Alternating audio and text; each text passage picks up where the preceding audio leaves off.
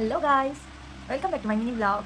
আজকে আমি এই রাতে একটা মিনি ব্লগ করছি। অনেকদিন থেকে কোনো ব্লগ করা হয় না, বিয়ের পর একটা শুধুমাত্র ছাদ বাগানে ব্লগ করেছিলাম, তারপর থেকে হয় না। তো তো ভাবছি আজকে একটু কথা বলি। সবাই কেমন আছো? আমি আছি, আশা করি তোমরা ভালো আছো। তো আজকে আমি একটা ফ্রুট দেখাবো। বেশ আমি অনেকদিন পর দেখলাম, ভীষণ সুন্দর আর মানে লোভনীয় ব্যাপারটা। তো তোমরা কে কে ফলটা খেয়েছো তো অবশ্যই আমাকে জানাবে। ফ্রুটটা আমি তোমাকে দেখাচ্ছি। চলো ফ্রুটটা দেখাই, আর শুধু শুধু লেন্দি করবো না। ভিডিওটা ফ্রিজ থেকে বের করা হয়েছে, এই দেখো ব্যাক ক্যামেরা করে দেখাচ্ছি। ফ্রিজ থেকে বের করা হয়েছে তো তাই একটু লেগে লেগে আছে। আমি খাইনি জানো তো ফ্রুটগুলো। আর এই ফ্রুটগুলো বাবা নিয়ে এসছে।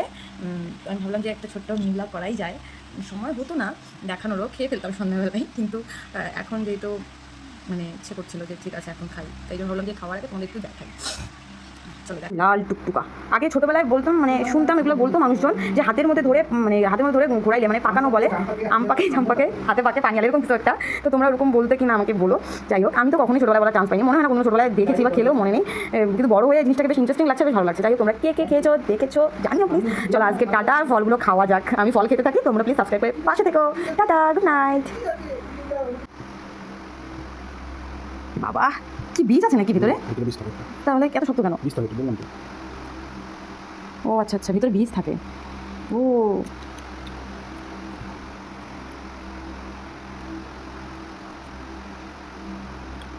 বাহ, ফলটা বেশ মিষ্টি মিষ্টি টক টক ছিল, ভালো ছিল।